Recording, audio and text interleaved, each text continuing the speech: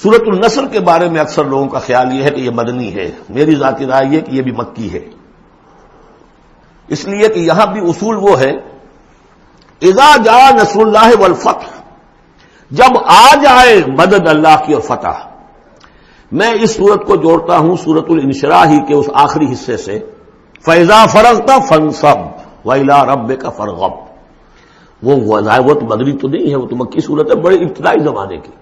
یہ تو خبر دی جا رہی ہے کہ ایک وقت آئے گا، اور پیش کی خبر دی گئی محمد رسول اللہ صلی اللہ علیہ وسلم کو، ایک وقت آئے گا آپ اپنے مشن میں کامیاب ہو جائیں گے اور فارغ ہو جائیں گے۔ فَإِذَا فَرَغْتَ فَانصَبْ وَإِلَىٰ رَبِّكَ فَارْغَب۔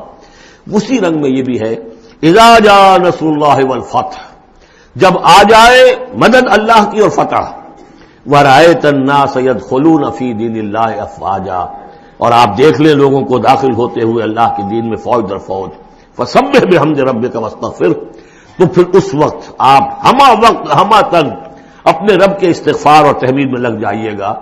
ابھی تو یہ مشقتیں جھیلنی ہیں، ابھی تو یہ رسالت کے فرائض، آگے بڑھ کر جو مدنی دور میں جنگیں آنی ہیں، جو سخت مراحل آنے ہیں، ابھی آپ کو یہ جھیلنے ہوں گے۔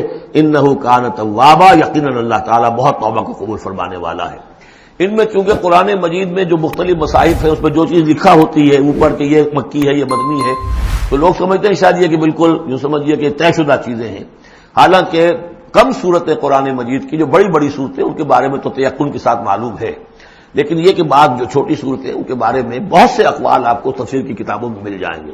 میں نے جتنی بھی بارہ تحقیق کی ہے میرے نزدیک یہ بھی مکی ہے، مدنی نہیں ہے، یہ بھی ایک خبر دی جا رہی ہے جیسے کہ سورہ انشراح میں۔ اس کی وجہ یہ کہ پھر آ رہی ہیں مکی صورتیں۔ بارک اللہ لی ولکم فی القرآن العظیم ونفعنی وإیاکم بالآیات والذکر الحکیم۔